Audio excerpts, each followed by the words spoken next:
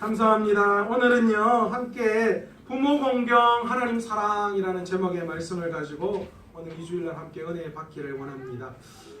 제가 재밌는 이야기 하나 해드릴게요. 서울에 사는 며느리가 시골에 계시는 시어머니에게 가장 유행하고 최신형의 스마트폰을 하나 선물을 해드렸습니다. 우리 어머니도 이제 좀 신식으로 사셔야 된다. 그래서 스마트폰을 사드렸습니다.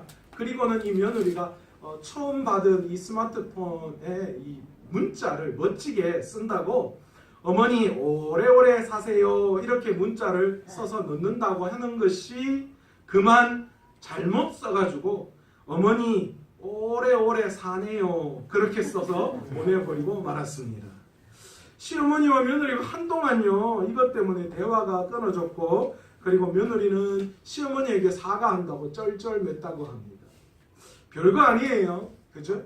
아주 간단한 점 하나 잘못 찍는 바람에 의미가 완전히 바뀌어져 버리는 그런 일이 일어납니다. 유행가 가사에도 이런 이야기가 있잖아요.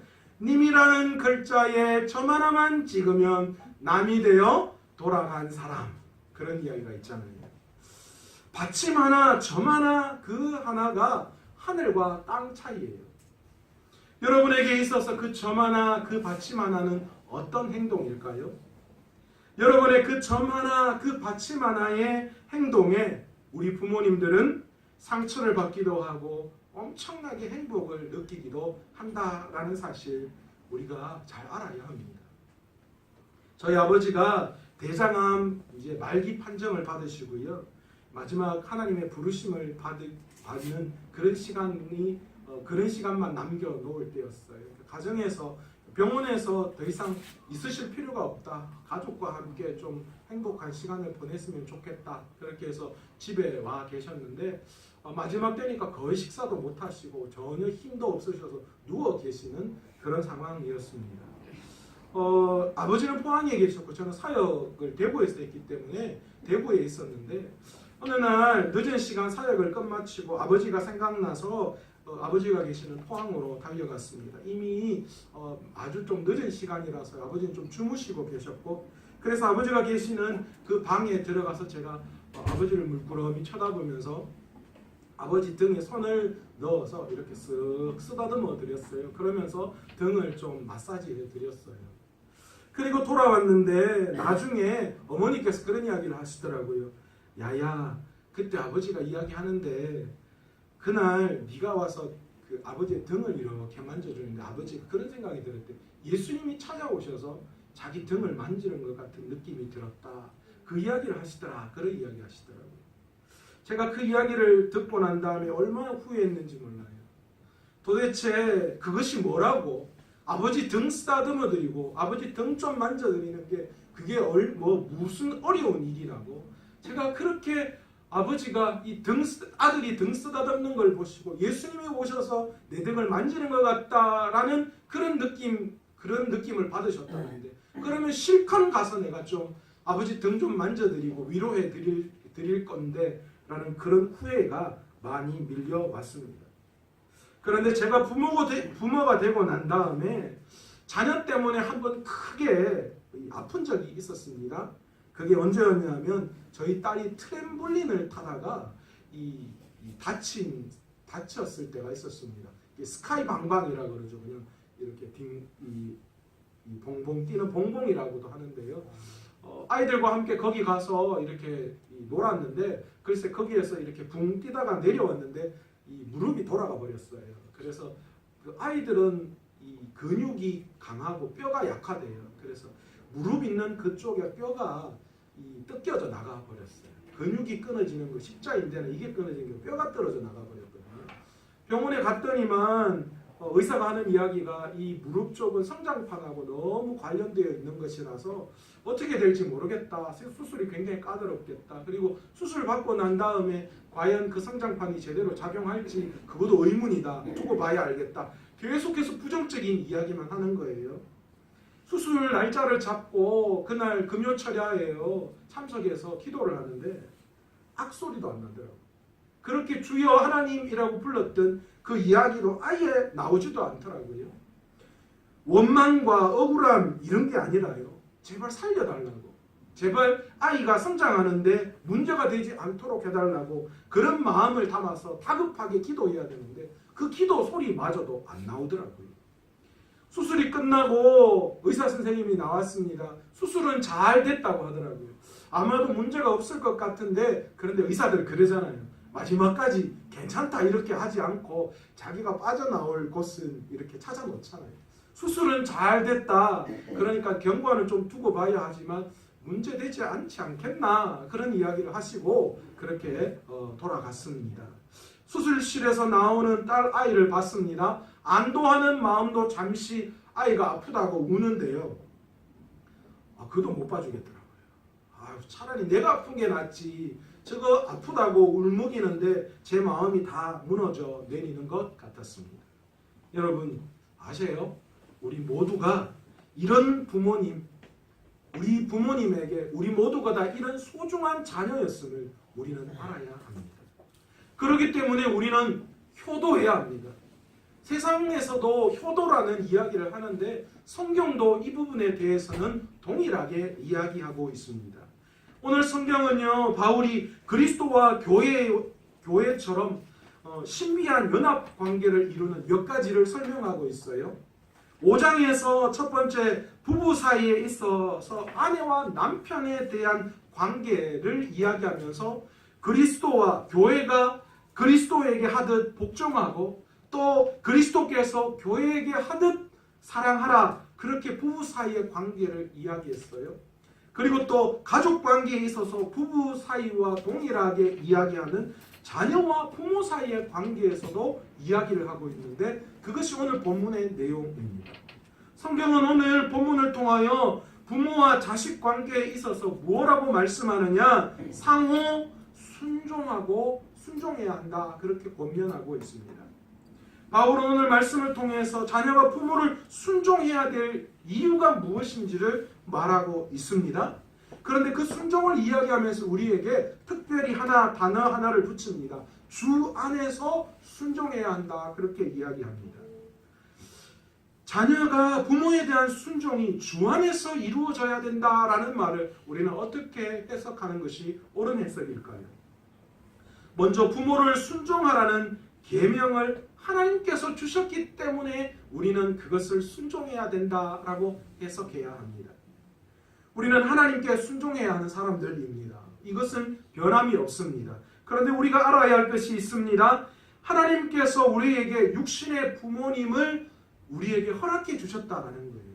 하나님을 대신해서 하나님께서는 육신의 부모를 통하여서 하나님의 대리인으로 우리 부모님을 세워주셨다라는 것이죠. 그렇기 때문에 하나님께 순종하는 것은 육신의 대리인으로 우리에게 허락해 주신 부모님에게 순종하는 것이 곧 하나님에게 순종하는 것임을 우리는 알아야 하고요. 우리는 가정 안에서 하나님의 대리자인 부모에게 순종함으로 말미암아 자연스럽게 하나님에 대한 순종을 배울 수 있게 되어지는 거예요. 여러분, 보이는 육신의 부모에게도 순종하지 못하는데 보이지 않는 영적인 하나님에게 순종한다라는 거, 여러분 그거는 좀 억지 소리 같지 않습니까? 그렇기 때문에 우리는 하나님에게 순종하는 마음, 그 마음은 우리 가정에서 부모에게 순종함을 통하여서 나타낼 수 있다라는 겁니다. 두 번째로 주 안에서 순종하라라는 말을 우리는 어떻게 이야기해야 되는가? 그런데 오늘 순종하라는 이야기에서 성경은 주 안에서라는 말을 포함하고 있습니다. 그런데 이 주 안에서라는 말을 어떻게 풀이해야 하는가? 그것이 관건이에요. 그런데 여러분, 이 주 안에서라는 말을 우리가 불신 부모에 대한 순종을 경시 여겨도 된다라는 이런 식으로 풀어서는 결코 안 됩니다. 불신 부모를 두었다 할지라도 그리스도인이라면 성경이 교훈하는 대로 부모에게 자녀로서 해야 할 순종은 마땅히 해야 되는 게 맞아요. 그리고 어쩌면 더해서 부모의 회심을 위해서 우리가 더욱더 부모를 섬기는 자녀가 될 수 있어야 한다라는 겁니다. 그런데 문제가 있습니다. 문제가 뭡니까? 만약 복음과 부모님의 명령이 서로 다르다면 어떻게 하는 것이 좋을까라는 것이죠. 그래서 많은 사람들은 이걸 그렇게 이야기해요. 만약에 그러면 하나님이 뭐라고 이야기하셨어요? 누가복음 14장 26절에 무릇 내게 오는 자는 부모를 미워하지 아니하면 능히 나의 제자가 되지 못한다. 그렇게 이야기하지 않았냐? 그리고 또 누가복음 18장 29절에 30절에 하나님의 나라를 위하여 부모를 버린 자는 금세에 여러 배를 받고 내세에도 영생을 받을 것이다. 그러니까 뭐 해야 된다고요? 복음과 부모님의 명령이 다르다면 당연히 예수님을 따라야 한다. 부모님의 명령을 듣지 않아도 된다. 부모님 말씀 들으면 안 된다. 이런 식으로 해석하는 분들이 있으시더라고요. 그런데 여러분, 결코 이거는 오늘 본문과 이 말은 모순되어지는 말이 아니에요. 부모를 공경하고 또 믿지 않는 부모를 공경하는 것, 그러나 그것보다도 부모 명령이 우선이다, 아니면 하나님의 명령이 우선이다, 그런 걸 따지기 이전에 이 본문의 말씀에서 이야기하는 것은 무엇이냐? 누가복음에 기록하고 있는 이 주님의 이 말씀은요, 무엇을 의미하느냐? 이것이 더 따라야 한다, 이런 비교급의 이야기가 아니라 우선순위의 이야기를 이야기하는 거예요. 그러니까 이런 일이 있을 때에 믿지 않는 부모님의 명령과 하나님의 복음이 다를 때에 뭐가 더 우선되어져야 한다는 거예요. 하나님의 말씀과 복음이 우선되어져야 한다라는 것이지 부모님의 말씀을 경홀히 여기거나 경시해야 된다, 이런 식으로 우리가 해석해서는 안 된다라는 거죠. 그러니까 오늘 본문의 말씀과 누가복음의 이 말씀이 모순되어지는 말씀이 아니라는 거예요. 우리가 무엇을 먼저 해야 되는가라는 부분, 우선되어지는 것을 말씀하고 있다라는 거예요.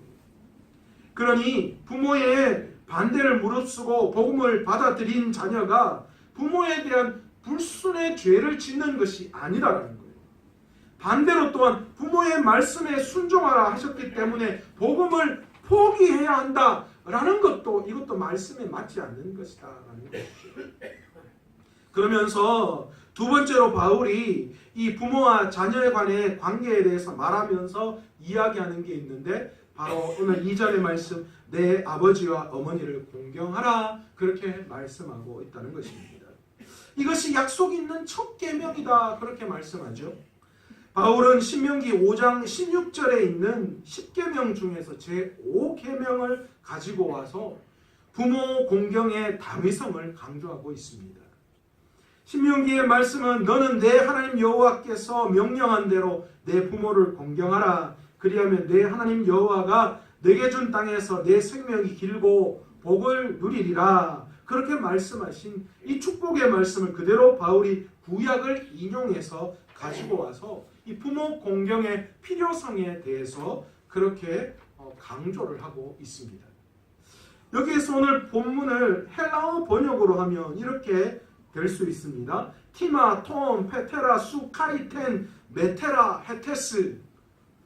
저는 헬라어 하면 좀 감동을 받으실 줄 알았는데 전혀 감동이 없으시네요. 예, 이 말이 무슨 말이냐? 이 처음에 이 본문에서 티마라는 단어를 이야기하고 있어요. 제가 지난 시간에 이야기했죠. 이 티마라는 단어가 공경하다라는 뜻인데, 이 티마라는 단어를 맨 먼저 오늘 헬라어 본문에서는 이야기하고 있는 거예요. 그러니까 이 본문을 헬라어 원어로 직역하면 이런 뜻으로 이야기할 수 있어요. 너희들 공경해라. 그리고 아버지와 내 어머니를 공경해라, 이 말이에요. 그러니까 공경하라는 말이 먼저 앞에 나오면서 강조의 뜻을 하고 있다라는 거죠. 그런데 이 티마라는 말은 티마오라는 이 헬라어 원형에서 나온 이야기인데, 이 말은 제가 말씀드렸죠. 이것은 그것에 어떤 큰 가치를 두는 것을 이야기하는 거예요. 그러니까 부모를 공경한다라는 것은 우리의 육신의 부모님을 우리의 최고의 가치로 여긴다라는 뜻이 그 공경이라는 단어 속에 포함되어져 있음을 우리는 알아야 한다라는 거죠. 그냥 한 번씩 찾아가서 그냥 용돈 좀 드리고 그냥 적당히 때가 되면 그냥 적당히 어떤 일들을 해내는 것, 그것을 성경은 공경이라고 말하지 않아요. 성경은 공경의 의미를 어떻게 표현하느냐? 우리의 삶의 가치를 부모님에게 두는 것을 공경이다라고 말할 수 있다는 거예요. 그러니까 우리가 살아가면서 과연 내가 어떻게 사는 것이 부모님에게 공경하는 것일까? 내가 어떻게 사는 것이 부모님을 위한 삶일까? 그런 가치를 우리의 생각 속에 두는 것을 이야기하는 거예요. 여러분, 이게 왜 중요할까요? 이것이 되어져야지만 우리의 영적인 부모님인 하나님을 향한 공경이 나올 수 있는 거예요. 그래서 우리가 이 땅을 살아가면서 훈련하는 거예요. 육신의 부모님을 통하여서 우리가 하나님을 어떻게 공경할 것인가? 여러분, 우리의 삶이 어떤 삶입니까? 하나님이 원하시는 뜻이 무엇인지를 알고 하나님의 뜻대로 순종하며 나아가는 것을, 그것이 우리의 믿음의 삶이잖아요. 우리는 그것을 육신의 부모님을 통하여서 우리가 가정에서 배우게 되는 거예요. 부모님을 공경한다는 것은 그것을 가치로 두는 것을 말하는 것입니다. 우리가 그렇게 가치를 두고 부모님을 공경할 때에, 우선순위를 둘 때에, 그것을 첫 번째로 여길 때에 하나님이 어떻게 역사하셨습니까? 내가 이로써 잘되고 땅에서 장수하리라, 그렇게 말씀하십니다. 여기서 잘되고 라는 말은 부정과거 시제예요. 그러니까 이 말은 이미 일어난 일이나 다름없다라는 확고한 진리임을 드러낼 때 쓰는 말이에요. 또 장수하다라는 말은 미래의 시제를 담고 있어요. 그러니까 이 잘되고와 장수하다, 이게 하나는 과거고 하나는 미래, 이렇게 쓰여져 있어요. 그런데 이 장수하다라는 말 자체도 앞으로 미래에 반드시 확실하게 이루어질 것에 대한 축복임을 드러내는 말이라는 거예요. 미래형으로 쓰였지만 그러나 현재에 여전히 미래에 확실히 드러날 것에 대한 이야기를 다루고 있기 때문에 과거에 잘되고와 미래에 장수한다라는 말이 현재에 동일하게 너희가 부모를 공경할 때에 이런 복을 받을 것이다 라는 것을 나타내는 말이다라는 거예요.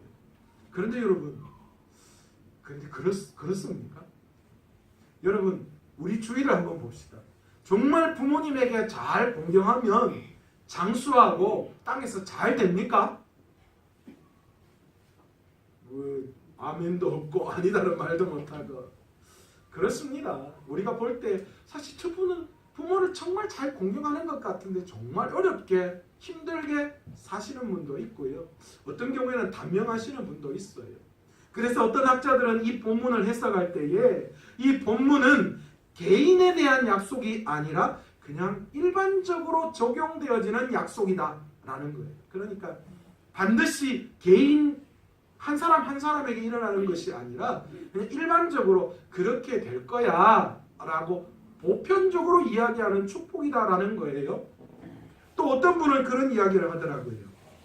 이것은 당시 유대 사회에서 부모를 공경하지 않거나 그 말에 순종하지 않으면 당시 유대 사회에서는요, 그것이 극형에 처할 수 있는 그런 벌이 자녀에게 내려진다는 거예요. 그러니까 당시 유대 사회에서는 부모님의 말씀에 불순종하고 부모님을 거역하는 것은 거의 죽음에 해당되는 그런 벌을 내릴 수 있었다라는 거예요. 그러므로 부모를 공경하지 않으면 오래 살지 못하는 형벌에 처한다라는 것에 대한 반대급부적인 표현이에요. 그러니까 너희가 그런 형벌을 받지 않으니까 오래 사는 거 아니냐라는 이것을 표현한다라는 뜻으로 해석하거든요. 저는 이 후자가 더 맞지 않겠냐 그렇게 생각해요. 그러니까 당시에 너희들이 이 부모님을 공경하지 않을 때 이런 어려움을 당한다. 그런데 거기에 대해서 반대적으로 너희가 이런 어려움을 당하지 않으니까 이런 축복을 받지 않느냐라는 것을 나타내는 그런 말씀이다라는 거예요. 말씀을 몇 대로 가겠습니다. 우리나라 속담에 이런 말이 있습니다. 한 부모는 10명의 병든 자녀를 돌볼 수 없지만 그러나 10명의 자녀는 돌볼 수 있지만 10명의 자녀는 병든 한 노모를 모실 수 없다라는 말이 있습니다. 그래서 아들도 2명 놓으면 안 된대요. 싸운대요. 그런 이야기 있잖아요. 제가 이 속담을 보면서 정말 그런 것 같아요. 부모는 10명의 병든 자식 가슴으로 품으면서 그 아이들을 길러낼 수 있어요. 여러분 수없이 많이 보잖아요. 장애가 있는 아이들, 힘들고 어려운 상황에 처해 있는 아이들, 끝까지 부모가 포기하지 않고 그 아이들을 돌보는 모습. 그러면서 제가 어느 프로에서 그 이야기했어요. 부모 장애를 가지고 있는 부모의 마지막 소원이 있다라고. 그 소원이 뭔 줄 아세요, 여러분? 그 아이가 자기보다 하루 먼저 죽는 게 이 부모의 소원이다라고 그런 이야기를 했어요. 제가 그 이야기를 들으면서 부모의 사랑이 어떤 건가라는 것을 제가 알 수 있었어요. 저희 어머니가요 가끔 저에게 그런 이야기를 합니다. 네가 만약에 원하는 거 있으면 내가 이런 강단에서 이런 이야기하면 좀 안 되는데 내가 똥 묻은 빤줄을 팔아서라도 내가 모든 거 해주겠다. 그게 부모 심정이더라고요. 그런데 자식은 아니에요. 자식은 아니에요. 내 급하고 내가 필요한 거 다 빼고 나머지로 부모를 섬기려고 해요. 그러니 안 되죠. 그리고 긴 병에 효자 없다라는 말도 있잖아요.